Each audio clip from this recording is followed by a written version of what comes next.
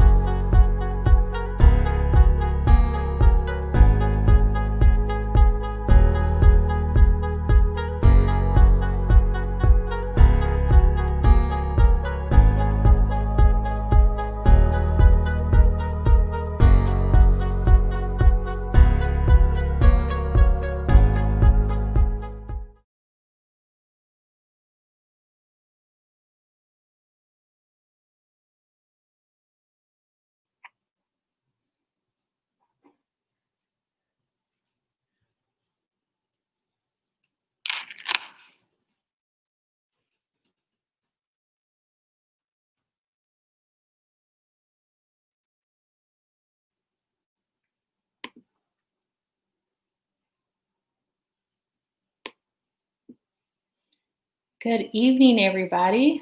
Thank you for joining us today. It's a beautiful Saturday night, and you've decided to join our discussion on women empowerment by three fabulously gorgeous and smart Latinas. We are humbled by your presence and hope that you enjoy what we are offering today. Before we begin, I have to give a huge shout out to the Pretty Smart Foundation. The Pretty Smart Foundation was founded by Cristina Rodriguez, a worldwide educator, beauty architect, podcast host, editor, and founder of Fit Beauty Agency. Cristina lives in Houston, Texas, and is also the owner and founder of KC Makeup Academy Studio. You can follow her on Instagram at KCMUA Education, Fit Beauty Agency, and Pretty Smart Foundation. She's also on Twitter and has some videos on YouTube for her Fit Beauty Report, which I highly recommend. The Pretty Smart Foundation is a nonprofit organization that focuses on the empowerment and the uplifting of Latina women. It is based out of Houston, Texas, and if you don't already follow her, please follow the Pretty Smart Foundation on Facebook and Instagram.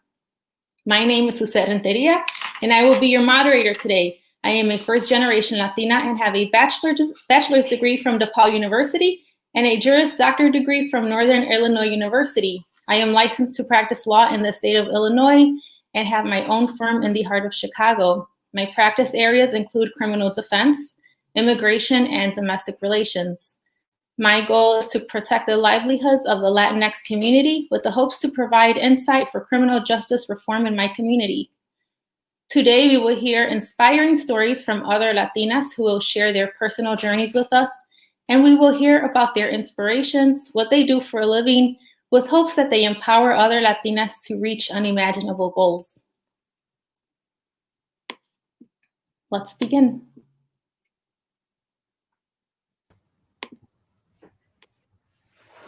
Hi. Nata, how are you today? Good, how are you, Sissy? All right, Nata, so let's start with you today. I have a couple of questions to ask you, but if you'd like to just give us a quick introduction, tell us some background on where you're from, who you grew up with, where you grew up. Very good. Good evening, everybody, and thank you so much to the Pretty Smart Foundation for having this event. I'm so proud to be a part of it. My name is Natalia Cornelio. Some people call me Nata. My family calls me Tatis. I was born and raised in Chicago. I'm Mexican-American, the daughter of two Mexican immigrants. And I was born into caring about social justice. My parents cared a lot about farm workers, and we didn't eat grapes when I was growing up. And we also cared a lot about, we lived in the Mexican neighborhood in Chicago, and we cared a lot about making sure that there was some representation in our government and that Latinos and Latinas were elevated to positions of power and representation from our community for our community. I live in Houston, Texas now. I moved down here to be closer to the US-Mexico border and work about 10 years ago, I think now. But I went to law school in Chicago. I went to college in New York. Kind of like my parents, I've migrated, I guess, for opportunities and to serve in the best way that I know how. And I'm inspired to be here, and I'm motivated to use everything that I've done, my education, my work experience, to help lift up our communities and plant some seeds so that the world is a little bit better for every generation after this one. Thank you so much for letting me introduce myself. Thank you, Nata. That was a great introduction. So who did you look up to as a child, as a Latina child growing up in Chicago? Oh, that's a hard question. Um, I mean, so my mom is a badass. Can I say that? My mom is really cool. And my grandma's really cool. They're both really good at telling stories. And I think that telling stories is important because you develop compassion for the human experience. And I really admire that about them. And I admire them for that and for teaching me compassion, and to use my strengths to make sure that people are cared for. So I look up to them. I probably have a cooler answer, but on the spot. Okay, so you answered our next question. The next question was, who do you look up to as a child? But you look up to mom and grandma, and I think a lot of us Latinas, we look up to the women figures in our family. They're the backbone to a lot of our families. What has inspired you to become the strong Latina you are today? You mentioned something about your family wouldn't eat grapes. Was that part of your inspiration? Yeah, I mean, I think, everybody growing up, we all have our moments where we're like, we kind of reject our parents at some point. So I was like, no, it's all me. But yeah, I mean, all credit goes to my parents, really showing me what injustice looks like, what inequality looks like, what opportunity looks like, and teaching me to, always give toys during Christmas to like local youth and homeless shelters, and stand up with people that were facing unjust work conditions, just because they had immigrated here. So I learned a lot from them. I look up to them a lot, and yeah, I believe it. I think we all live it. I feel like Chicago is like that though, right? Like we're like, our generation in Chicago we're just like taking it and running with it. Our parents, whatever they taught us, we're like, we got this and then some. Yeah, I'm a little biased, so I'm gonna say yes. Chicago's the greatest. Houston's cool too. I love it. I love it. If you're in Houston, so good to be here with you. I bet you guys have better weather than what we have here in Chicago. It's freezing out here. It's relative. It's boiling down here. I mean, it's so humid. You can't have good hair. But I guess, yeah, no, it's a great place. There's so much culture. It's an international mecca. It's so close to the border. Before the pandemic, of course, I actually would go to Mexico like 4 times a year. Wow. Yeah. That's awesome. Lucky. You have to know the place where you're from and the land. It's important. It's valuable. It's a blessing. If you can. Agree. Yeah, I mean, and of course I'm lucky. So many people don't have that opportunity to get to cross that border, and that's not okay. And Yeah, if we can do and share, bring it back. Mm-hmm. So Nata, I have a question. Yes. Can you tell our audience what you do for a living? Yes, I'm a lawyer. I've been a lawyer for 14 years, and I'm also running for judge of one of the district courts that serves Harris County, which is the county that Houston, Texas is in. Cool. Yeah. Good luck. Congratulations. It is cool. It's cool in part because, there's a lot of courts in Houston and Harris County, and there's 38 criminal courts and 0 Latina judges, right? I mean, I think there's 97 courts and there's 3 or 4 Latina judges, even though Harris County in Houston has a huge Latinx population, 45%. So we really need, yeah. Talk about representation. As a child, speaking about that, as a child, did you know of other Latina attorneys or other Latina judges? I don't think so. No, I mean, part of the reason why I wanted to be a lawyer was because, my parents cared a lot about school. I went to school and was really good at school and learned a lot. And as I learned about these systems and these institutions that affect so many people's lives, like the law, I was like, we don't have any lawyers, and so I wanted to use my education and build a bridge, because I was like, I speak both languages now. You know, I speak this school language, this systems language, and I speak, you know, the language of my community because that's where I live and that's where I'm from. And I want to bridge that. It feels like there's a gap and I want to bridge it. And so it was important to me. That's why I became a lawyer. Thank you. And as a Latina, how do you feel about that gap, not having enough Latinas in the law?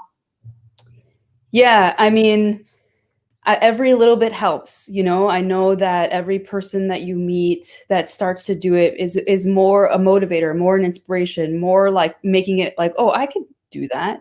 You know, I think everybody needs that in their life, like the thing that makes them say, I can do that.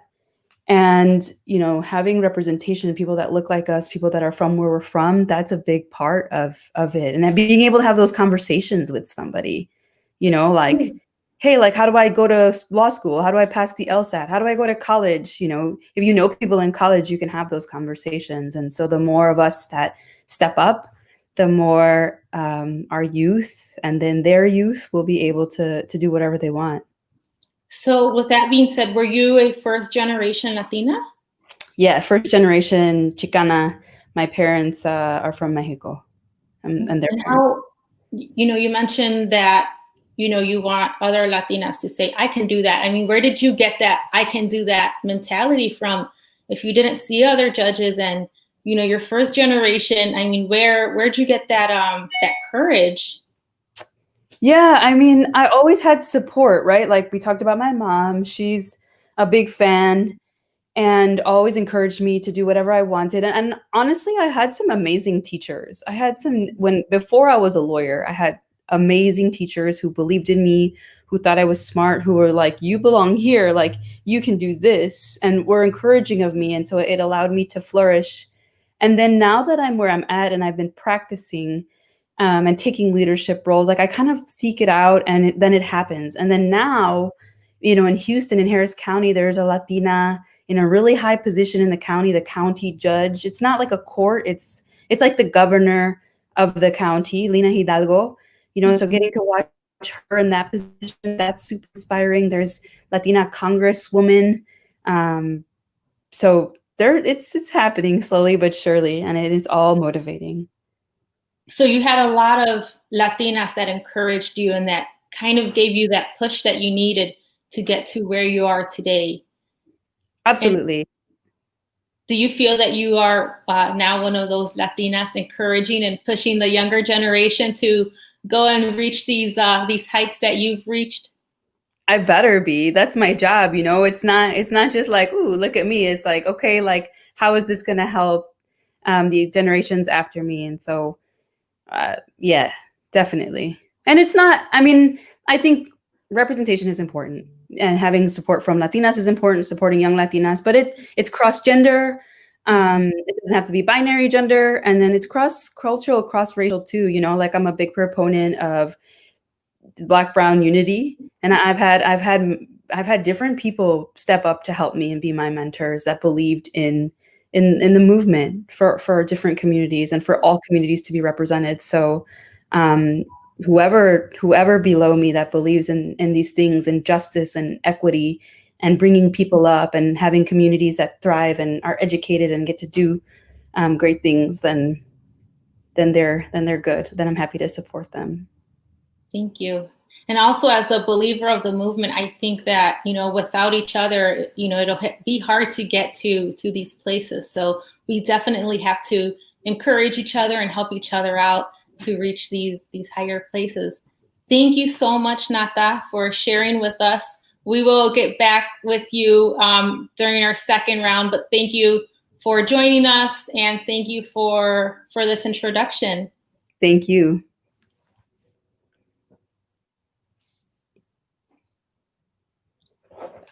All right, next up we have Jackie. She will be joining us shortly. She will give us the same introduction as Nata did, and she will be followed by another strong Latina. Hey everyone, can you hear me? We could hear you. Hi Jackie, how are you? Good, I'm great. How are you? I'm good. So we're going to get right into it. Give us some background, where you're from, where your family's from, where you grew up, who you grew up with. So I'm from the Rio Grande Valley. That's located southern Texas, at the tip of Texas. It's a border region. The most, I guess, Mexican town that's close to it is Reynosa, Mexico. If anyone's familiar with that region, I'm from Far, Texas. It starts with a P, and I was born and bred in a border town. So that's where my family is from. My parents were born in the US, but my grandparents on my dad's side are from Aguascalientes, Mexico. So they did immigrate to the US in their early years, but I'm from the US here and from South Texas, a border town. So definitely proud to be a border town baby. That is awesome. I've been to Reynosa once, and I think it was beautiful. Yeah, great. Great food, great culture, great people. Yeah. So, Jackie, growing up in a border town, who who did you look up to? Who were your biggest influences in a border town in Texas?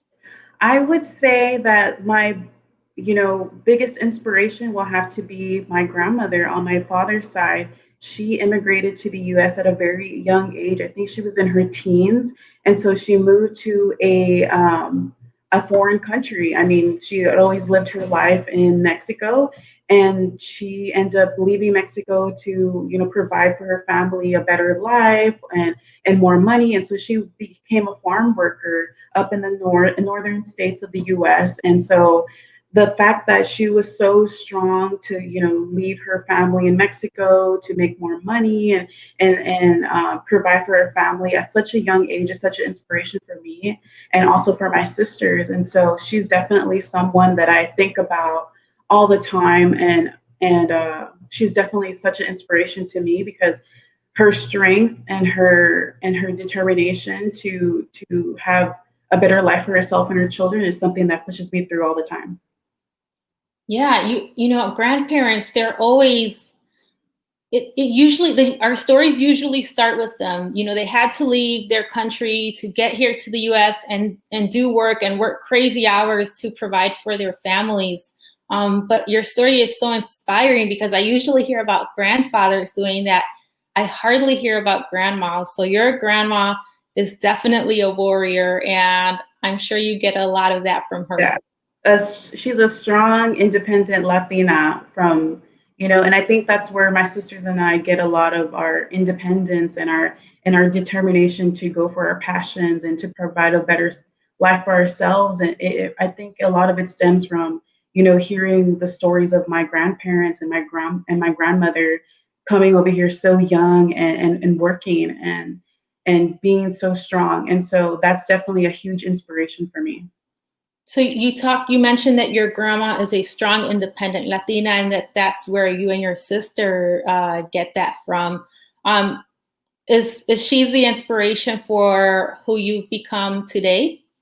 I think she's a big part of it. I would say also my parents, my father and my mother, and my oldest sisters, they've always been really big mentors, and they've guided me throughout my life. And my parents have always pushed education. My dad finished college. He was a migrant worker and as a farm worker as well. And then he went off to get an education, went to college. And so that was also a big inspiration to me because the fact that he grew up very poor, he had an outhouse, he worked in the fields just to take my mom on a date, and so the fact that he went from that to get a college education, that was like, okay, well, if dad can do it, I can surely do it as well. And so that was also a big motivation for me.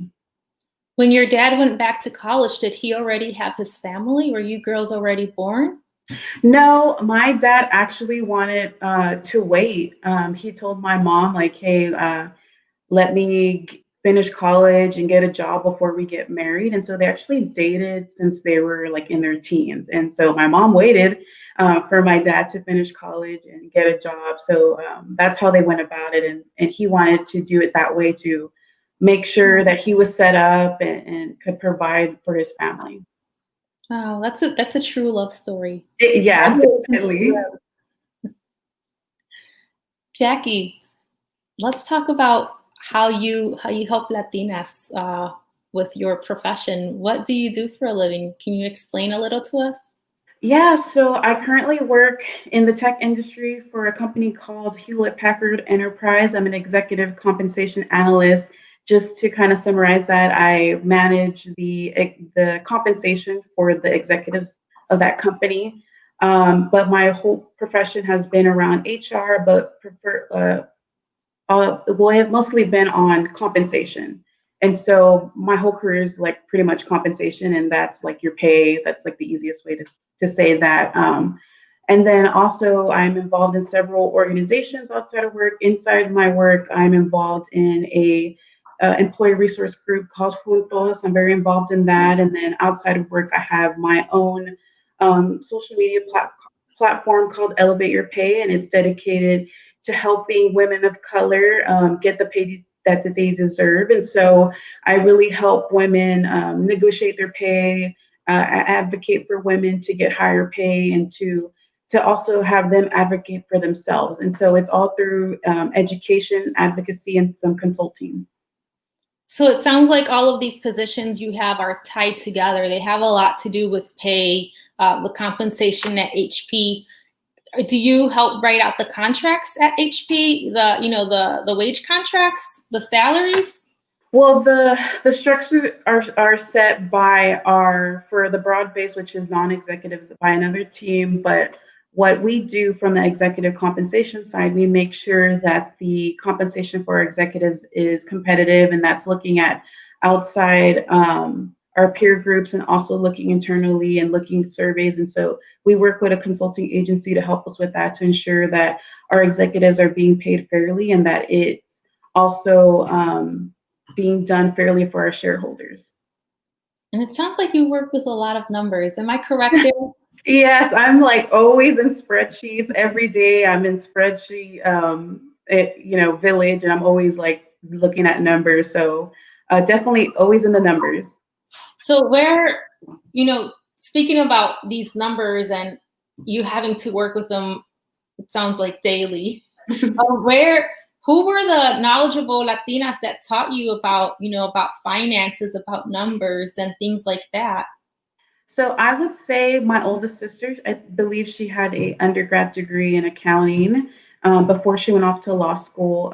But she was like my first introduction into numbers and accounting. So my sister was the introduction. And then when I went off to college, I met like-minded individuals that were in the business school and did finance. And so I have another good friend who is a consultant right now for a consulting company in Houston, and she's really she does looks at numbers all day. And so we were both in college together, and so she was also somebody that exposed me more to numbers and finance, and as well as my first boss in compensation. She was amazing at numbers, and she knew a lot of formulas, and so she also guided me and taught me a lot about Excel and formulas and numbers. And so early in my career, I had a really strong Latina who led me.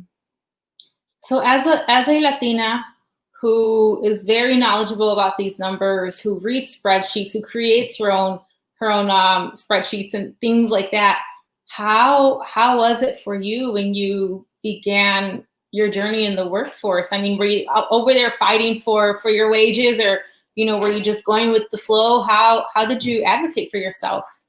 So back then, and this is why I advise a lot of people to, you need to start from the get-go. I didn't advocate for myself when I first walked into the workforce because I was still learning and I didn't know what to look for. And I started at a fair pay, I will say. Like I said, my first leader in compensation, she was a Latina as well, and she was very fair with compensation. I can talk more about that later, but she paid me fairly. But I think maybe about like 2 years in, I had another coworker come into the job force, and she was paid like $10,000 higher than I did when I walked into the same role. And so that really opened my eyes into really negotiating for myself and looking at what's the market looking like. And so I didn't know that when I first started working, but I definitely learned it as time went on. And when you work in compensation, like everybody's pay, what the market looks like. What we do for a living is looking at the market, looking at the internal structures. And so I did learn a lot of that. And so that really, I guess, motivates me to share my knowledge and to help other Latinas, because I didn't know it when I first walked into the workforce. But that's definitely a mission for me to help other Latinas. I actually had a call with an individual, an intern at a company, and we had a call about what she should ask for as her first job paying. And so we definitely had a really amazing conversation, and she was able to get a little bit higher in her pay. So that was definitely a win for her. And I did that for free. It wasn't like, hey, I'm gonna charge you just to have this consultation. It definitely is something that I'm super passionate about, and it makes me so happy when I hear stories like that women are negotiating for themselves and advocating for higher pay.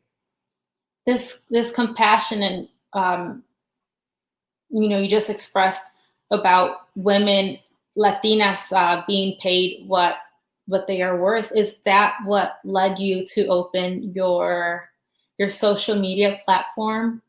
Yeah, and it's also like my career experience. I've been able to, I've never had a raise that's less than 20%. When I moved to new jobs, it's always been like 25% higher increase. My last pay increase was like 35%. And so it's through the knowledge I've gained, and the tips and the tricks that I've used to help my own career. It's something that I definitely want to share with others, and I'm passionate about sharing with others, because why should I be the only one getting higher pay? This definitely needs to be shared, and I definitely talk to my friends and those close to me about it all the time. And when I decided to do Elevate Your Pay, it was really because of my passion for sharing this knowledge and for helping others. Thank you. And as a final question, do you believe that this country uh, underpays Latinas? Studies have shown that that is true, that there is a big wage gap between non-Hispanic white men and Latinas. And you can look it up in the census and the census data, that's a fact. Thank you. And I know we'll talk a little more about that later. All right. Thank Thank you. you so much, Jackie, for joining us.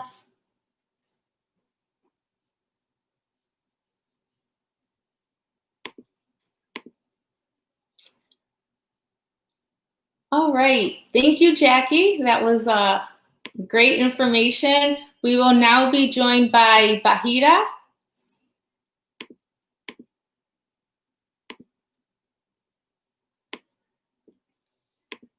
And guys, speaking about Bahira, she is a huge inspiration. She is only 19 years old, and she is the youngest CEO in Houston, and was also Woman of the Year out of Houston this year. Looks like Bahira is not ready to go on screen yet.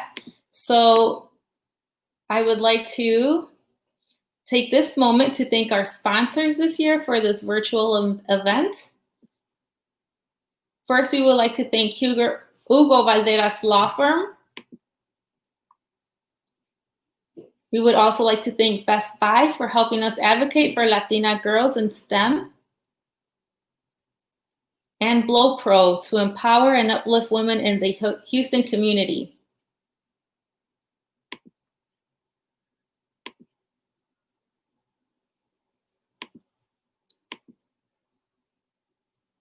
Okay, guys, I'm actually getting information from our host right now.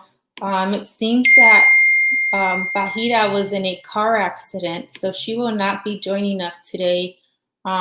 Please pray for Bahira and send her positive vibes. I'm sure she needs them right now.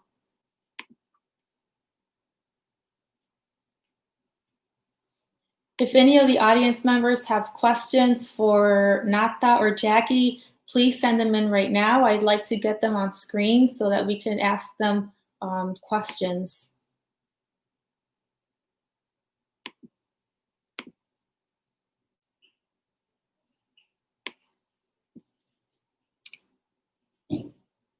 All right, guys, we're going to get Nata back in the show.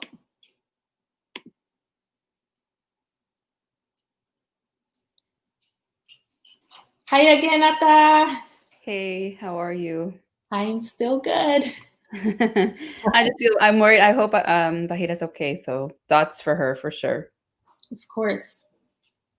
All right, guys. Nata was actually a little humble when she spoke about the work that she does. I would like to formally introduce to you Natalia. She is the Director of Legal Affairs and Special Assistant Consul at Harris County Precinct 1. She is the former Criminal Justice Reform Director at Texas Civil Rights Project and a former federal public defender. I'm sorry, not prosecutor. That's a big oops. She was also an attorney at the United States Court of Appeals in the Ninth Circuit. Not that. There's just one thing that you forgot to mention during our first round. Danza? Yes. Can you talk to us about danza? What is danza? Oh, danza there's different names for it, but it's Aztec dance, Mexica dance, danza de la Mexicanidad. It's essentially a cultural and can be a spiritual practice of dance that is to like reconocer the culture that existed in Mexico and the whole region, which includes America and Central America before the Spanish came. Like it represented by the codices and other saved forms of knowledge. So it's centered around, the Aztec calendar and agricultural cycles and honoring the earth and the elements that really sustain our communities and our livelihoods. And it's beautiful. And it's really rich community circle experience. And I love dancing. So that's what danza is. It sounds nice. How does danza play a role in your life as a Latina? Is it something you do often? I do. I'm actually injured right now, so I haven't been able to dance. And of course, the pandemic. But I mentioned going to Mexico 4 times a year. It was to dance. It's huge. I mean, it makes me feel connected to my culture and to my roots. And actually, when I found it, you talked a little bit about my work. So I've been a lawyer for 14 years, social justice lawyer, really working on criminal justice reform and making sure that people have justice regardless of where they're from, race, economic background, immigration status. But sometimes that work gets really heavy. And I found danza at a time when the work was really heavy on me. And it just kind of showed me something else, right? That there's being connected to our roots can be its own healing. And provide us with the strength that we need to have in order to be able to offer who we are to help other people, because we need to be okay to help other people. So danza has been huge in my life, and I love it, and I'm proud of it. I like to represent. I'm wearing a huipil today, made in Oaxaca, hand embroidered by mujeres in a community there. This style is only permitted traditionally to be embroidered by mujeres, and I love learning that and being connected to the communities that we come from, that have taken care of this land well before we got here. So danza saved my life in that way. But it's not just the dancing, right? It's the community, it's the practice, it's the learning, the teachings. So yeah, if I heard you correctly, you said that criminal justice work is really heavy, and I think with the danza that you do, those heavy and devastating injustices are kind of forgotten for a couple of minutes while you do that dance.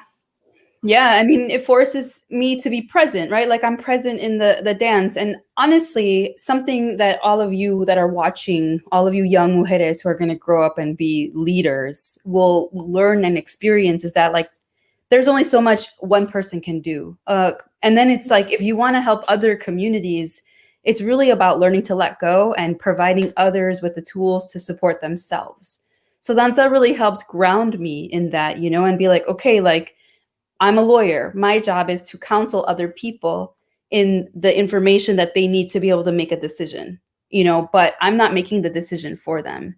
And, having something of my own to really build with was really important for that part of the process. Maturing as a professional and as a lawyer, it requires a lot of that. Like, maybe this is not fair at all, but it's also not my life, and it's not my role to be doing a disservice to other people by making it about me.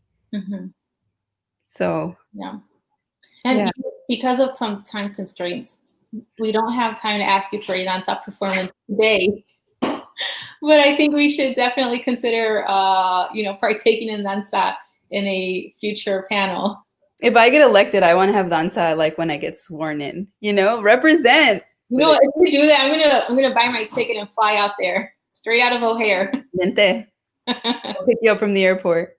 Yay! All right, Nata, I'd like to shift your attention to your personally unique experience as a public defender and discuss how your professional and personal role have shaped and will continue to transform Harris County, Texas. Yeah, let's do it. Yeah, so I know you've been on CNN. I know you've been on MSNBC. I mean, you're out there. People know you. People know your name. People know the work that you do. What's it like? What's a normal day like for you in Harris County? I mean, it's changed, right? So when I started, and I think, it's important, like everyone's own work and practice evolves. But when I started, it was important to me to directly represent people. And so I'm from the North, I'm from Chicago, and I moved to the South because I learned I wanted to do criminal justice work. And I learned that in the South and in everywhere, but in the South, they criminalize immigration status. And, the justice system puts people in prison for not being here legally. And I thought that was wrong. And I wanted to represent my people who were facing criminal charges just for being here. So I learned so much. That was how I started. And I learned so much, as a person and as an attorney doing that about the intersection of our immigration laws and the criminal justice system. And I learned how many people who don't, speak English, who are immigrants, who are Latinos, are in the justice system.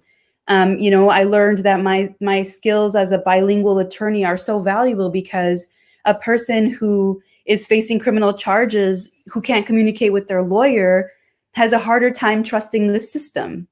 And I saw that was how I started.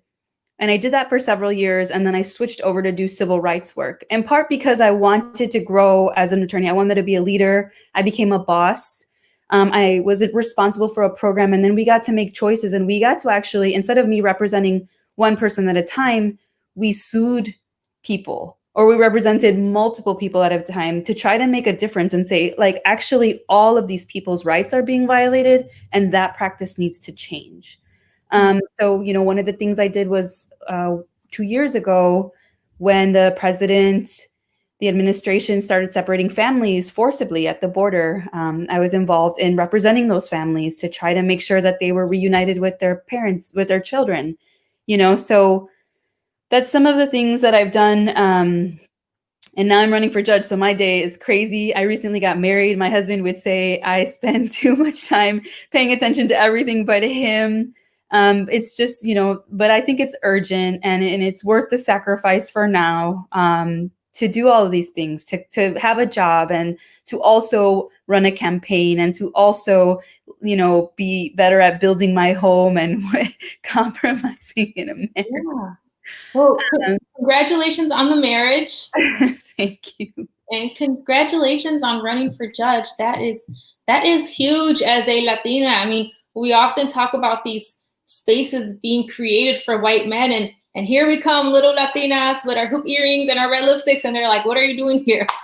And now you're going to be on the bench. So that's so inspirational. And as a fellow Latina attorney, you are like a goddess to me now. So but I'm sure you're an attorney, Latina attorney. So for me, I've been asked in the courthouse, oh, probation, people don't assume that we're lawyers so often. And at the beginning, when I was in my 20s, I was a very young attorney. I had fun with it. I would not say what I did. And my dad would be like, why don't you tell them what you do? And I'm like, because they want to assume things about me either way, right? But people were like, "Who is this child?"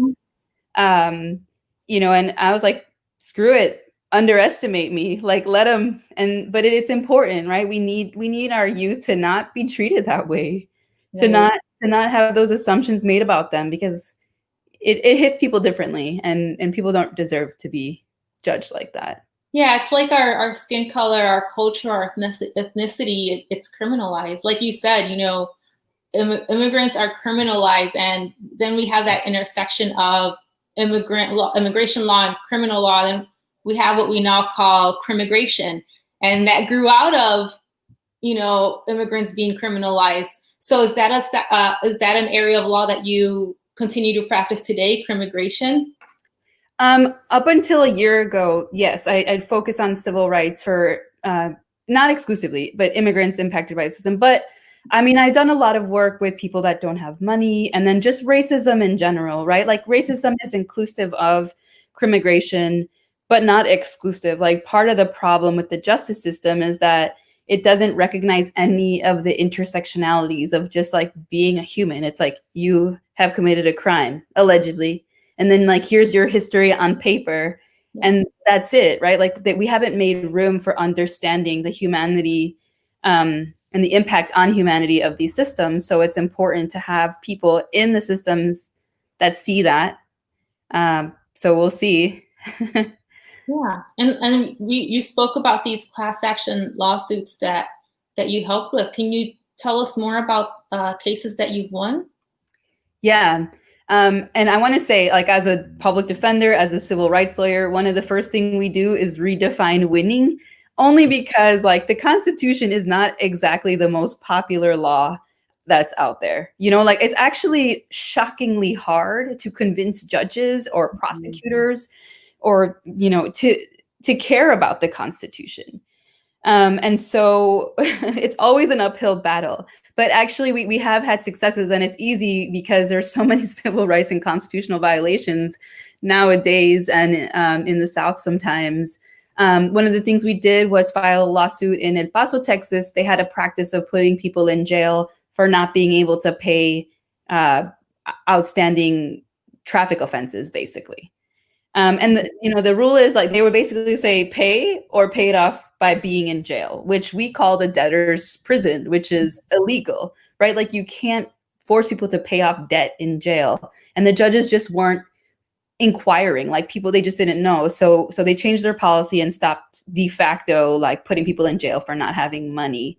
And bail reform. Bail reform is another thing that I've been very involved with, which is the practice of putting people in jail before their trial for a crime they're charged with, but presumed innocent of. And it's doing that because they don't have money to get out. And what we've learned in the last couple of years as the practice of this has come under attack is that like people plead guilty to things that they didn't do to get out of jail. Mm-hmm. And when that's the system that we have, we can't have confidence in it, right? Like that's not justice, that's not fairness, that's just discrimination. And it's offensive. So those are two of the big things I've been involved with. The family separation work was another one. Okay, and speaking about people pleading guilty to offenses that they are not guilty of, I actually recently read an article where it said that 40% of Spanish speakers are guilty to charges they were not guilty of simply because they did not speak English. And this is why we need Latino representation in leadership, because like those conversations don't even get had sometimes until somebody that cares is able to make a difference in that space. Yeah. And I'm glad you care. Yeah. But we need more. So all of you that are listening, you're next. Just let us know what you want to do and we will support you. And it can be unconventional. Like I support artists too. You don't have to be a doctor and a lawyer, although that's cool. But whatever you do it to improve your community and make a difference and help out people that didn't get something that you had the privilege of getting, even if it was a small thing. Yep. Let's shift over to women's rights. You mentioned that you'd be the only Latina on the bench in Harris County. How many other judges are women? There's another Latina that's running with me, so we would be the two. Right now, there's 0 for the criminal courts, but there's actually a decent amount of women who are judges. It's a relatively new trend, so it's not like long-standing or anything. But I'd have to look at the numbers to give you a better. But it's new, so I think it's making waves. Like there's men who have been voted out, and they're like, well, I guess there's no future for men in the Democratic Party. Okay. And it's kind of like, well, just move over a little bit for a minute so that these people that have like not had this chance forever start to get this experience to represent where they're from. You don't have to hold the space all the time, Mm-hmm. So two Latina women are running for a judge in Harris County. What percentage of Harris County are Latinos? Yeah, Latinx total is like almost 45%. The 2019 numbers was 43.5 or something like that. So only 2 Latina judges will control, or not control, but you'd be in charge of hearing, these Latinx cases. Wow. Well, that's an astonishing number. 45% is huge. And with your preparations underway as a Latina judge on the Harris County bench, what is your opinion about needing more Latina judges on that same bench or other benches in different states and counties? Bring it. Bring it. Like, let's do it. And we have a lot of diversity within our own community.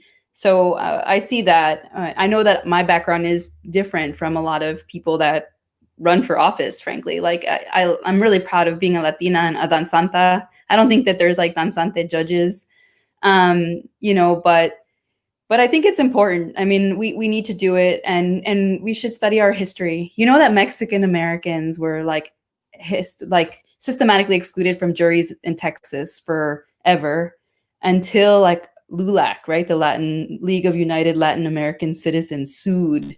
And we actually had to get recognized by the Supreme Court as a group that could be excluded. So there was like that Mexicans being excluded from juries, and then Mexican lawyers bringing a suit caused the courts to even recognize that like Mexican Americans are a group of people that might be subject to discrimination. And I think about that. I mean, that's kind of maybe like lawyer nerdy, but like civil justice, social justice nerdy too. It's like, we didn't even get recognized until we fought for it in court. Yeah. Under the law. So that's why we need Latinas to be judges and in all positions of power. Mm-hmm. And nerdy is okay. I think we should all be nerdy. Me too. We deserve that nerdiness.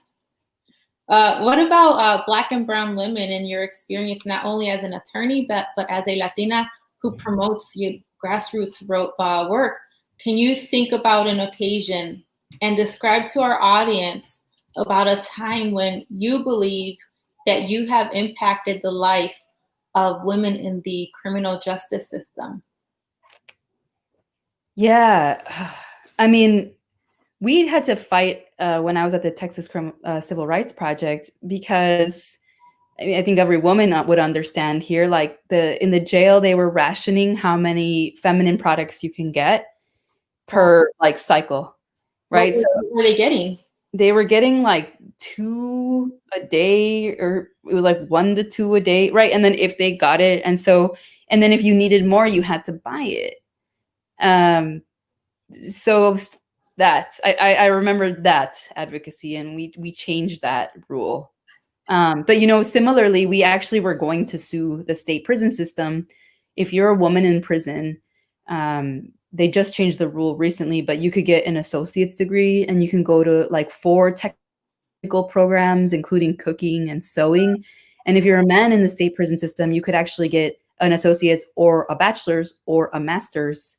And there's like 40 programs available to you, including welding and leather stitching. And, it's ridiculous. And it's because there have been fewer women in the system historically, but also WTF, like really, it's just such an obvious disparity. Well, congratulations to those men that were able to get bachelor's and master's program coursework. But but women, we need those things. You know, we don't just want to stay at home and cook, and I guess some do. I don't know. I think we need to be educated. We need to be those nerds that you mentioned earlier, and that work is so significant to women. I cannot imagine what their experience was like not having feminine hygiene products. As a fellow female, I thank you for this work. I think that work is amazing, and it's beyond. I'm beyond grateful. Words can't even express how truly inspiring that work was. And it's all, I mean, thank you. I appreciate your kindness. And it's never just me, right? Like all of this work that we do is most successful with collaboration. Civil rights work, social justice work, like it's never one person. Sometimes it's one person that's talking about it or talking about it in the news, but a lot of people put money and effort and energy and time behind it. So I'm proud to be part of that movement, but it really is a movement, a collaborative, and lots of people grinding. So thank God for all of them. Yeah, thank God. And how will your Latina experience serve the Latinx community once you become a judge? Yeah, I mean, I think just knowing firsthand like the impact of our system on our community. So one of the things we talked about is like the immigration impact in Texas. It's a really big deal. And we don't have people on the bench who really understand it, who have studied it, who prioritize understanding it, because it's complicated. So that I think recognizing how important it is to have someone who can translate this like super important proceeding to the person that's affected by us. Like you were saying, people were pleading guilty because they don't speak the language like that. My experience as a bilingual attorney and seeing how people felt when and what they would say in court when their lawyer didn't really speak the language. It's a big disadvantage. And so having a leader who understands that it is going to be important and valuable, and frankly, like we might have mentioned it today, but we don't have good data on how many Latinx people are in the system, right? A lot of Latinx people get characterized as white because that's our race. And so we need Latino, Latinx leaders who fight for that, who advocate for that, who say like this lack of transparency is unacceptable, because how are we going to make improvements and recognize what the problem is? We can't diagnose this, so I think at least that I'm thinking about those things, and I'm sure many more things will come up. Yeah, and I do agree that we need leaders and politicians in our government to protect our rights of due process, especially for Latinos who are being characterized as white. Because if you don't know what your Latino percentage is, I mean, how will you know there is a problem, and how will you know that you need to fix that problem? Exactly. Yeah, and going back to immigrants' rights and women's rights are certainly issues that have been plaguing this country for longer than we've been around. I think it's fair to say that some, if not all, the women before us also dealt with these experiences in one way or another. Can you share with us how other Latinas have paved the way for you? Yeah. So first of all, again, shout out to my mom and my grandma. But my mom really is just like, she's a big donor to my campaign. Like she came in the primaries and helped me get votes, but she supports me, and it's just such a big part of my life. Like I can't express the gratitude that is really there. But like I mentioned earlier, Lina Hidalgo is a Colombiana, like very powerful, very smart, young woman, mujer, who is leading our county. Like she's managing a $6 billion budget and the hurricane emergencies and the pandemic, and responding to the emergencies and allocating funding and making policy decisions. So it's inspiring to see her and motivating. And you're like, man, like we need to step it up, and if other people aren't stepping up, I guess I got to. And then, actually not a Latina, but besides teachers in my life, like the sheriff of Harris County, he's been really supportive, and we met on the campaign trail, and he's very popular, but he's like, well, I'm never going to not do this because you can't take it for granted. right? And then he like would help me, like he'd take me, introduce me to people, and he told me like people open doors for me, so I'm doing the same, and I appreciated. I'll never forget those words, and I will use them, right? Like it's not just for me, it's like really to pay it forward. All of this is a cycle. So um I wanted to share that story about him as far as paving the way for me. It's so many people, named and unnamed, you know. Yeah, And that and what's the sheriff's name so we can give him a huge shout out? Sheriff Ed Gonzalez. Ed Gonzalez, shout out if you're watching us today. Yeah, he's cool. Yeah, it certainly takes a village. I do agree that, you know, we need to pay it forward for our next generation. Yeah. And not sure if I asked this earlier, but do you think that your new role on the bench as a Harris County Latina judge will impact other Latinas and influence them to also aspire to take a seat on the bench? It better. I mean, that's the goal, right? Like that's the win. That's the win number. I agree. They better. I mean, we're not doing this for nothing, right? Yeah, and I'll work for it, you know, like that's a goal. Thank So you. I like to achieve my goals. So we can say I'm an overachiever. So I will say yes. Yeah, that's the nerdy thing to do. So, Nata, thank you so much for sharing, teaching, and empowering our audience today. Usually, I, like to end the message for our viewers, but I think the audience can certainly benefit from knowing, what you would. I think they'll benefit from knowing what you would say to your younger self if you had the chance to reach out and say something. So, what would you say to your younger self if you had that opportunity?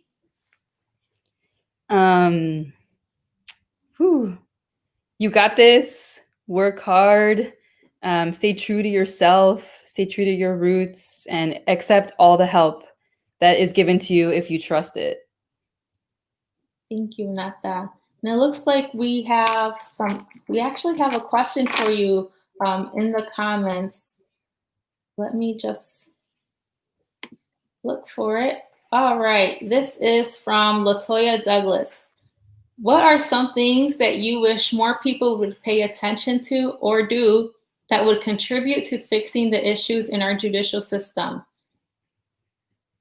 Yes, thank you, Latoya, for your question. I don't think it's too loaded. I think it's a great question. So, somebody asked me on the other side, they're like, well, can you really make a difference in the system? The system's messed up anyway, right? And I think there's a few things that I say to that. One is yes. Like I have worked in the system as a public defender, as a civil rights lawyer, represented thousands of people, and those judges impact thousands of lives. So my commitment as a judge, as a judicial candidate, is to make a difference by treating everybody with compassion, by studying the law and the Constitution, by taking their rights into account, by being thoughtful about their circumstances, by understanding the consequences of my decisions, and treating everybody as a person. And then also, like, if it's time, when it's time, like, let go, right? Like, don't hold on to the job if it's not helpful to people. Either if I get jaded and stop having compassion, then it's my time to go. Or like, historically, judges have held on to cases like that weren't harsh enough, right? The prosecutor and the defense attorney will say, like, we came up with an agreement, no prison time, but this, and the judges have just historically been like, nope, I won't do that, even though that's what the government agreed to.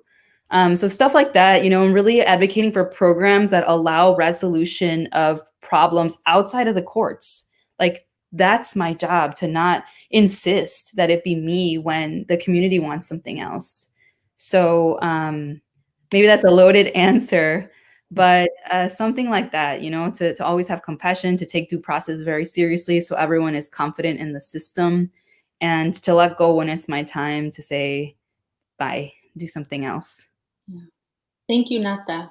I'm sure that our audience has taken comfort in that message to your younger self, and will also use that message for their own affirmations. We got this. We got this. I have no doubt that very soon we will see other Latinas claiming it and getting this delivered. Can our viewers follow you on IG? Of course. Natalia Cornelio for Judge. Cool. You heard that, ladies. Natalia Cornelio for Judge. Thank you so much, Nata. Thank you so much for everything, and to Pretty Smart Foundation for all of the work that you do, and to everybody watching for everything. Great message. Great, everyone. Now we will be joined by our next panelist, Jackie Garcia.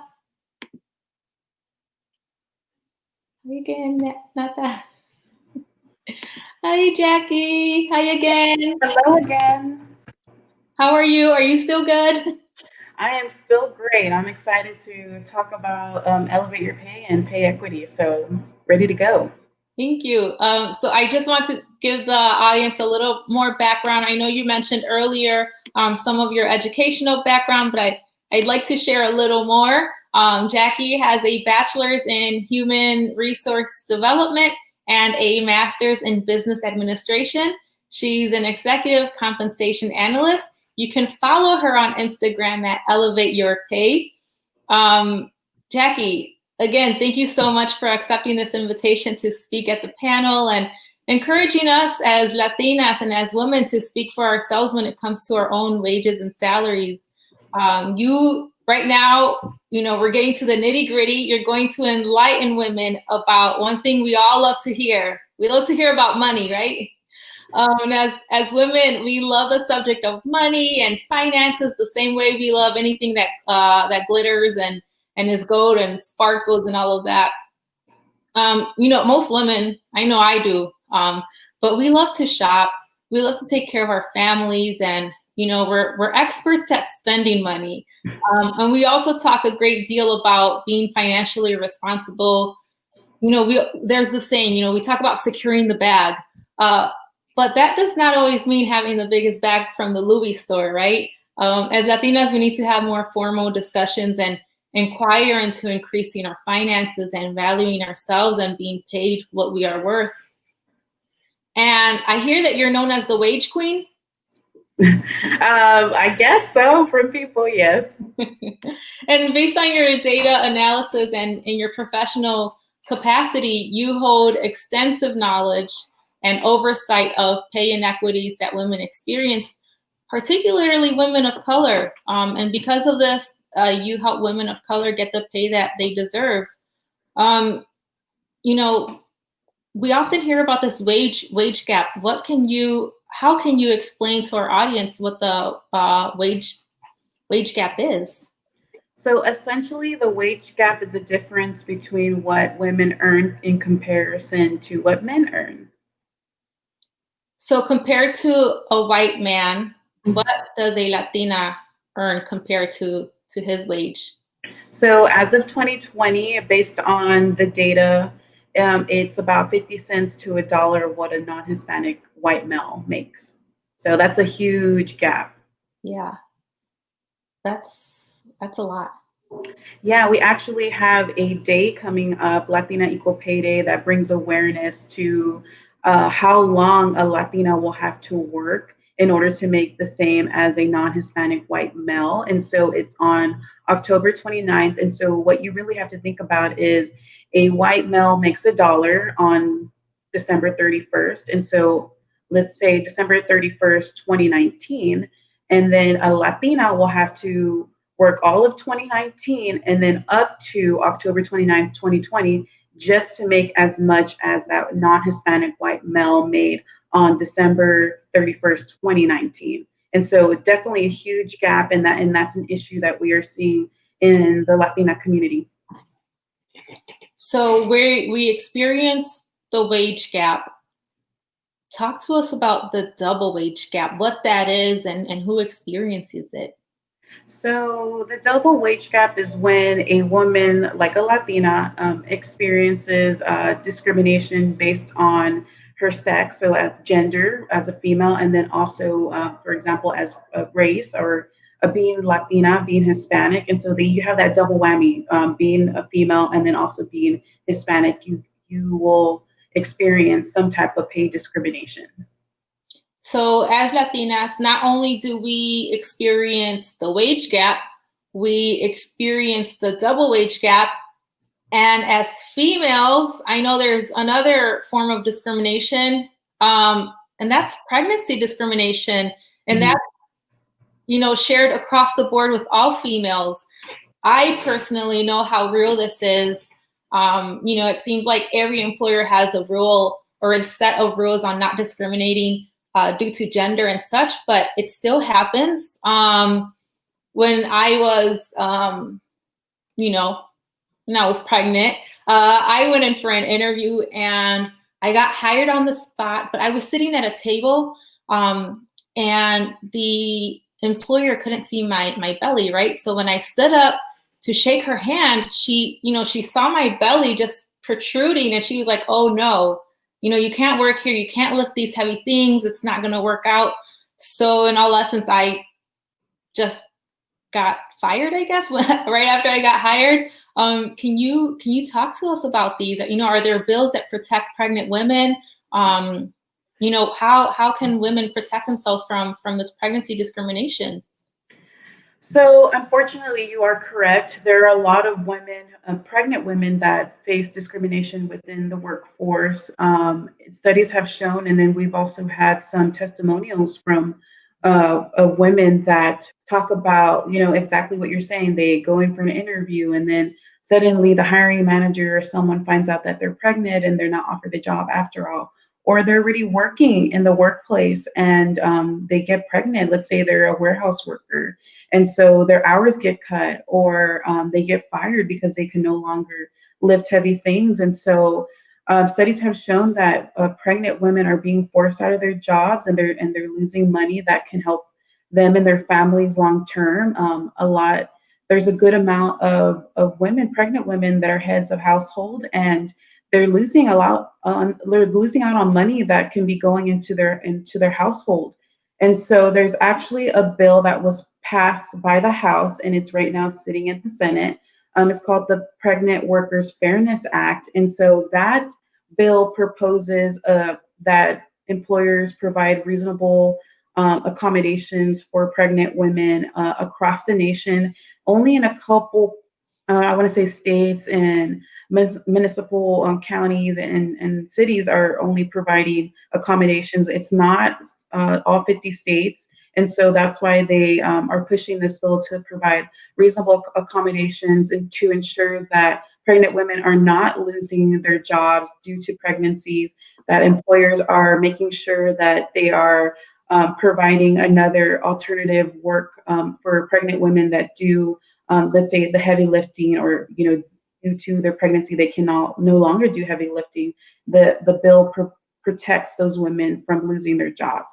And so it's really to help ensure that women are continuing to have healthy pregnancies and to ensure that they have economic security going forward. And so, like I said, it was passed by the House of Representatives and it's sitting in the Senate right now. So what you guys can do is ask your senators to support the Pregnant Workers Fairness Act in the next couple of months. So definitely, I would encourage everyone to protect and support that bill right now, because a lot of women, I want to say 3/4, I can't remember the stats right now, of women will become pregnant throughout their lifetime and while they're in the workforce. So this impacts a lot of women who are working right now. And so this will be definitely a big help to women, not only who are professionals, but also who work in our technology and our technical jobs, who are out there working our warehouses and doing work hourly jobs. They need protection as well. So I definitely encourage everyone to support that bill. Thank you. Ladies and men, if you're out there in the audience, please reach out to your senators. Please support this bill. Ask your senators to support the bill so that it can get passed into law. This affects us way more than you can possibly imagine. And you don't want it to affect you when it's too late, when there's no law there to protect you. Thank you so much, Jackie. We do appreciate this insightful information. And being able to bring this issue to our senators' attention can definitely spark conversations and begin that process of change. Mm-hmm. I'm trying to find, there's a website called abetterbalance.org that has a lot more information about this. They are spearheading the advocacy for this bill, so definitely go check them out. Abetterbalance.org. They have a lot more information about this bill and about this, the Pregnant Workers Fairness Act. So definitely would love to support them, and everyone go check them out. They're really fighting for women out here. I think a lot of people forget about pregnant women. I mean, definitely all about Latinas getting equal pay, but there's also pregnant Latinas out there that are facing the triple wage gap discrimination, being Latina, being a woman, and then also being pregnant. So I would definitely encourage you all to get educated and support this law, and ask your senators to support this law.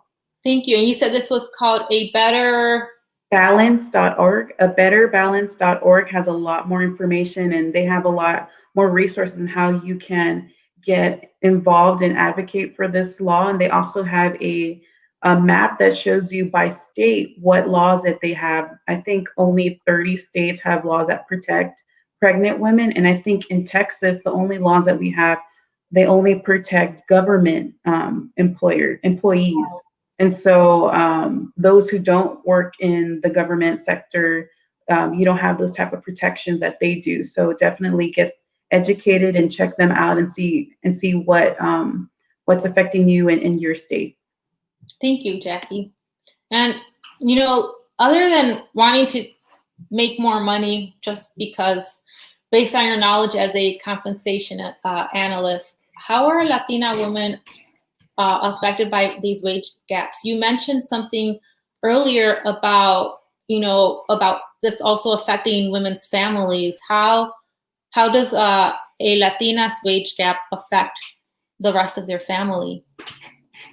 So, I mean, there's a lot of ways that, being paid less than what you deserve affects your livelihood. I don't think a lot of people think about it, but this also can affect your retirement fund and what you have in your retirement, your Social Security, and your pension down the line. That's what I always try to advise, even like the younger women, that you need to be more mindful of this, because as you get older and you start looking at your 401k fund, your retirement, a lot of the money that you should have had there is not in there.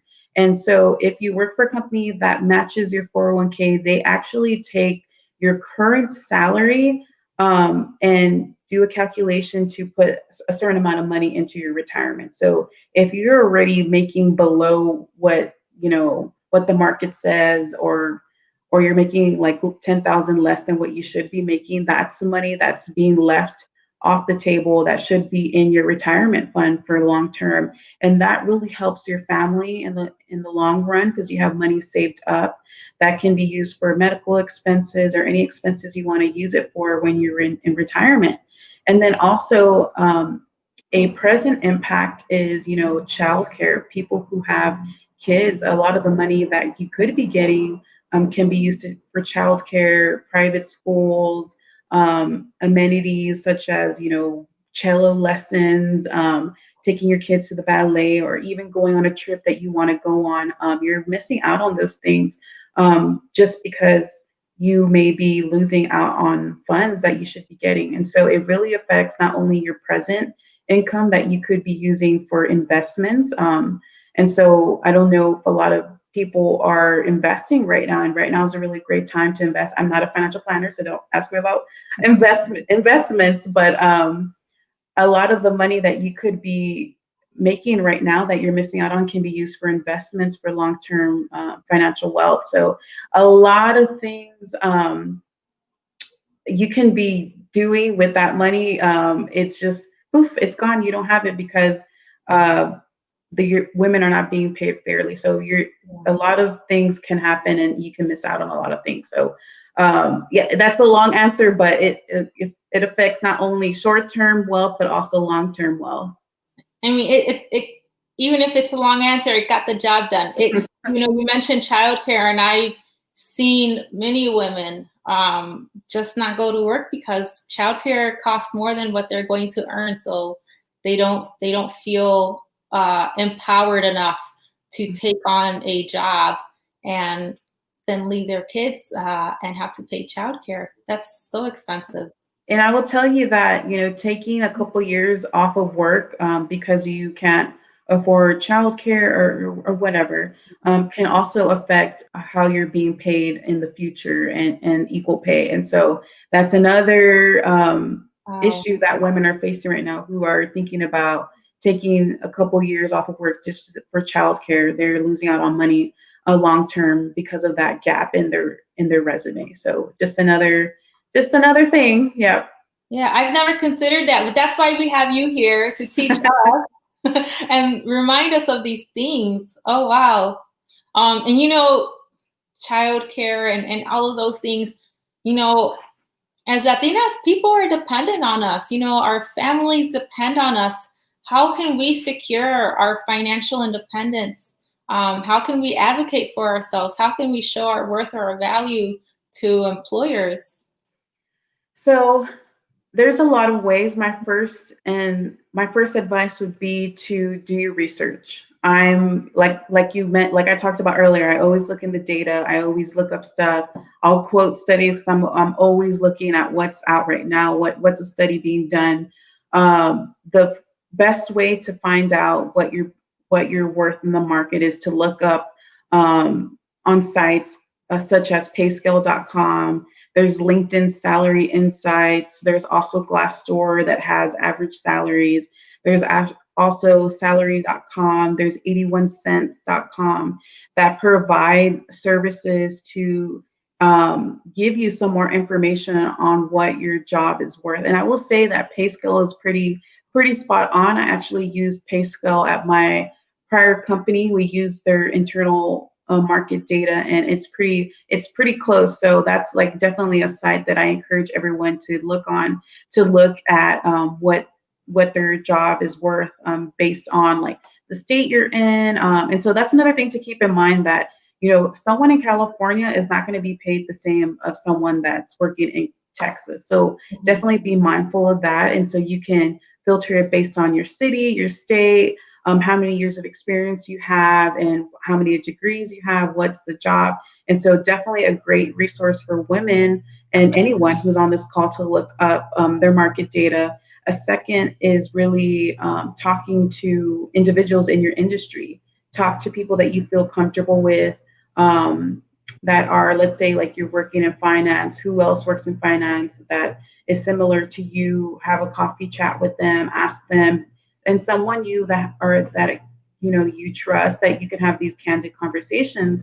And I always advise my friends, let's start talking about money. A lot of women, that's like very taboo to them. Like, ooh, I don't want to talk about money. Like, we shouldn't be talking about that.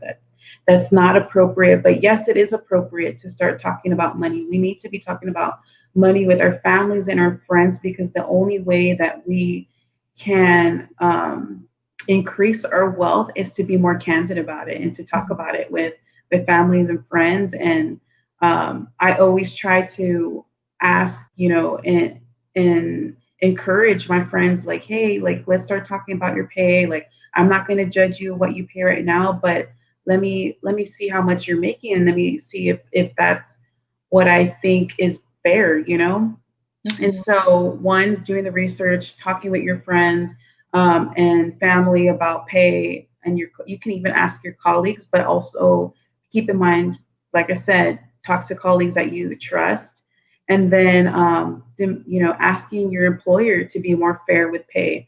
I know I had a friend of mine who said they had talked to their CEOs and their executives recently, asking them to be more transparent with pay and to make sure that they're using fair pay practices. And so now the company is, they had already been doing fair practices, but now they're being more transparent with pay. And so that's really a big step for that company. And so being transparent and asking your employers to be transparent as well is another way to increase your pay. I'm trying to think of like what else, but there's a lot of ways, but and overall, just be an advocate for yourself. Like I mentioned earlier, I had no idea that I could ask for more. And once I started to, and once I started advocating for myself, my salary doubled up, and I was able to get a lot of increases throughout my career, and fair increases. And that's because I started to really understand my worth and understand what I was bringing into the table. And every year I ensure that I am writing down my accomplishments. I make sure every month that I'm also keeping track of that, because when you go into those discussions with your boss, or going into those discussions when you're interviewing for a new job, you want to show some receipts. You want to show um, some data to back up why you deserve that pay raise, or why that company should hire you. And so I definitely encourage a lot of my friends to keep track of those things, your achievements, keep track of the revenue that you brought into the company. What impact have you made at your current company? What impact have you made inside and outside your company? And those really tell a story of what you've done, and it really it increases, the probability of you getting that raise. And so, yeah. So Sorry, that's a long answer. that's okay. We have time. So what I heard you saying is that we can't just go into our boss's office and say, "Hey, I think you should pay me more because this is the average national pay." I mean, we need to walk in there with a list of accomplishments. Like you said, we need to have those receipts on us and show them all of our achievements we've done throughout our career, and show them proof and keep track of all of those accomplishments. Did I hear you correctly? Yes, and I will say, like, from my personal experience, I don't know, in most companies, whatever you're rated in terms of performance rating can affect how much you're being paid the next year, because your raises or your bonuses is affected by your performance rating. And one year in my career, like I said, my previous one of my previous employers, she was a Latina, and she really stood for fair pay, and stood for paying her employees what they deserve based on what they were doing throughout the year. And so she encouraged us to keep track of any of the projects that we led, what impacts we made within the organization. And so I kept, a list of things that I did every month. I led this project. I increase these salaries by $1 million or whatever, which is true. I helped increase salaries about over $1 million, which was awesome. But and so I kept track of all those things. And when it came time to the performance rating period, she was able to fight for me to get a higher rating, because she had all the list of things that I had done, that I had provided to her. And so when when she was talking with other hiring managers about performance ratings, originally they were like, "Well, she did well, but we don't know how exceptional she did or whatever." And so my employer at the time showed them the long list, like, "Okay, well, this is what she's done, and so this is why she deserves a super high rating." And so it really worked in my favor that I had all those things, because I was able to get a super high rating, which then helped me get a higher raise and then a higher bonus. And so definitely encourage everyone out there, man, woman, anyone, to keep track of those accomplishments, because you never know when you're going to have that conversation. So, Yeah, so you taught us how to not only ask our employers for to be transparent about compensation, but you also talked to us about advocating for ourselves, to secure financial independence. As Latinas, who can we go in positions of higher power to minimize or restrict the wage gap? so like I mentioned earlier, you can talk to those in your organization, like going to HR if you feel like you're being paid, that there's some paid discrimination and pay disparities happening within your organization. Go to HR and they'll start doing an investigation on that. In terms of like laws, like I said, go to your senators to support the Pregnant Workers Fairness Act. There's actually a Paycheck Fairness Act that is sitting in the Senate, and it was passed by the House, I think, in 2019, and it's still at the Senate. And so that's another one to support. And so with that law, it really protects workers even more than what the Equal Pay Act does. And so it helps workers not experience retaliation from employers when they ask about fair pay or talking to their colleagues about fair pay. It also prohibits employers from asking about salary history. And so a lot of the times with people experience when they're going through the recruiting process is that recruiters will ask them, so how much do you make right now? Or how much did you make at this past job? And once you disclose that, they'll sometimes make their offer based on the salary that you gave them. And so that's like a huge no. And it's actually prohibited. Employers are prohibited to ask that in California, but in Texas, it's still allowed. And so definitely be careful when you are having those conversations with a recruiter. Know your rights and know what's allowed and what's not allowed. But the Paycheck Fairness Act is trying to prohibit employers from doing just that. And right now, like I said, it's sitting in the Senate. So ask your senators to really support the Paycheck Fairness Act and the Pregnant Workers Fairness Act. And so those are really there to help equal pay and will help us strive for equal pay in the future.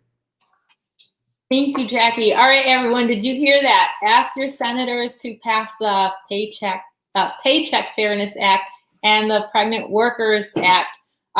Jackie, wow, that's all I can say right now. I think we're all making a mental note of our accomplishments, and we're going to march into our boss's offices on Monday and demand our higher pay. And we're going to have our receipts. We're going to show them this is why I deserve higher pay. It really works. Trust me, I've done it. So I started doing it now, everyone. Yeah. I'm going to work on it. On a lighter note, what advice would you give to our audience today, to Latinas, to women? I guess the biggest advice I would say is don't be afraid. Be confident. Go in and knowing what you bring to the table. Be confident in what you bring to the table. I think in one interview, and I don't know if this was like crazy of me, but I don't think so. I was like, I really think that your company should hire me because I know what I bring to the table. I know I'm going to make an impact with your organization. I have shown you my skills. And I really believe that your team will be impacted positively by my work. And so I always encourage my friends to, and people that I meet, be very confident and know what you bring to the table because you do bring a lot. And a lot of people don't realize that. And that's also true when going into salary negotiations. You need to be confident in what you bring to the table because if you're not, then they won't feel it. They won't feel the vibe. And so I always try to encourage friends, family, everyone, know your worth and know what you bring to the table. Yeah. And bringing that confidence to the table, knowing our worth is going to lead us into one of our questions by our viewers. The question is, what is the biggest reason that you have seen women not advocate for themselves when it comes to pay? Ooh, okay, so there's many reasons, but I'll say like the top two: lack of confidence. They're not confident in knowing what they bring to the table. They're afraid to ask. They're afraid of their bosses, and so those are some reasons. The second reason is like the lack of representation, and so that's why I try really hard to, and that's why I started Elevate Your Pay, is to really show people I'm a Latina. I'm just like you. I'm from a border town. I had humble beginnings, and I'm over here, achieving salary goals that I set for myself, like for when I turned 30. I'm not in my 30s yet. And so I am achieving goals that I set for myself and I thought that I wasn't going to achieve, but I achieved like 3 years, 5 years earlier. And so I try to show that representation to the community that I serve. And then also I did plan a Black Women's Equal Pay Day event in August because I wanted Black women to see other Black women leaders in the community and show them that, hey, these women are asking for more money, and they are encouraging you to do that as well. And so I also have another event for Latina Equal Pay Day coming up on October 29th. So follow me on Instagram, Elevate Your Pay, for more information. But it's really to show representation and to show our, my community and the participants that there are women out here that are asking for more money, and they're being and they're getting it, and they're achieving that. So lack of representation and people not seeing others doing it is another reason why people are not advocating, and Latinas in particular are not advocating for themselves. And that's what I strive to do, is to show Latinas and women of color that there are some of us out here doing it, and that you can do it too. Thank you. And I know we spoke earlier about, bringing in those receipts. But the next question is, when advocating for higher pay, what are key points that someone should bring up? Really, your impact in the organization, like I mentioned earlier, that's going to be huge. What have you done? And then if you're interviewing for a job, like what key skills are you bringing to the table? What is your experience? And then also looking at market data and knowing what you should really be paid are really big hitters when you're having those conversations. Thank you. I have another question. I think either you or Nata can answer, because it sounds like it has to do possibly with pay. Do you know of any resources that we can direct people to that need aid when it comes to representation in court, if they don't have the money to get good representation for themselves in Texas? So that might be a Nata question. I think that is a Nata question. We'll hold off on this question. Okay. Thank you, though. Jackie, all of this information is great. I'm glad our viewers had the opportunity to hear you speak and teach us how to secure the bag. Ladies, Jackie Garcia, founder of Elevate Your Pay, please follow her on Instagram. And at this moment, I'd like to, take some time and get questions from the audience for our two panelists. And Nata, since you're on screen now, let's, I'll re-ask the question because it sounds like it's something that you may have information on. Do you know of any resources that we can direct people to that need aid when it comes to representation in court if they don't have the money to get good representation for themselves in Texas? Yes, a lawyer's favorite question. So the sad answer a little bit is it depends. There are resources for you. It just depends on what type of case you have. And oftentimes, this can be a barrier to folks getting a good lawyer because everybody specializes. I would recommend if you have a criminal case pending and you want to find somebody to advocate for you, look up Pure Justice or Restoring Justice. Either of those organizations will help you get linked up with the right resources, or Texas Organizing Project. Texas Organizing Project is a pretty good resource in general as a nonprofit in the area, and they can link you up or find a resource for you. The Houston Volunteer Lawyers Association is helping with evictions proceedings right now. So if you have a case like that, you can reach out to them. You can reach out to them for anything, and they will try to find you a volunteer lawyer in your area. Lone Star Legal Aid offers a lot of support in civil cases and could probably get you a referral if they can't help you.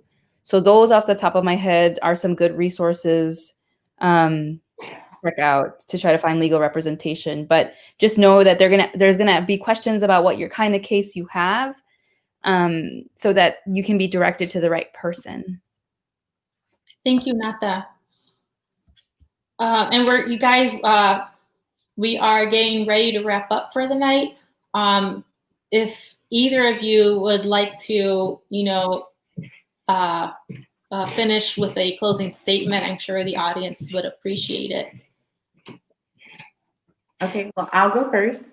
And so I hope everyone that's listening right now and tuned in is really feeling more empowered to go ask for higher pay, I definitely encourage everyone who's listening, look up what you're worth, start working on, being an advocate for yourself. That's super important. And so I definitely hope that you're feeling empowered and go ask for more pay and follow me on Instagram. And I'll definitely connect with you. And if you need help, let me know.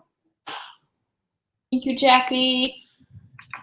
And thank you for the chance to say closing words. I'm so honored to be here with both of you. You guys inspire me too. So thank you for all of the work that you're doing where you are. And I loved hearing about Elevate Your Pay. I was like, oh, I wish I had heard you 10 years ago or 5 years ago. Yeah, my closing statement is to all of you listening, follow your dreams. Find people that will support you to follow your dreams. People love helping people. So don't be shy about asking for help and talk through like, what do you want? What do you want to do? And it will come. Like, put the intention out there and it suddenly finds its way to you. So thank you for listening to me and my story. And I hope that it can help you have faith in yourself to do what you want to do. Thank you both so much for sharing. And I would like to just give a huge shout out to the Pretty Smart Foundation. Thank you to Cristina Rodriguez for not only hosting this panel, but for inviting inspiring Latina women to the panel, to the table, and just putting our stories out there for the rest of our community. Thank you to our audience for joining us today. Don't forget to follow us on Instagram at the Pretty Smart Foundation and all other social media platforms. Don't forget to follow Jackie. Don't forget to follow Nata. They're all on social media and are always more than willing to help out. You guys all have a good night.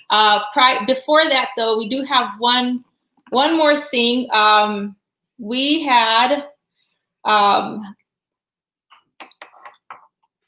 have a giveaway, and it is a blow dryer, and I am just waiting for the name so that I could tell the audience who won this giveaway. All right, so our audience member who won the blow dryer is Odilia Garcia. Thank you very much and congratulations.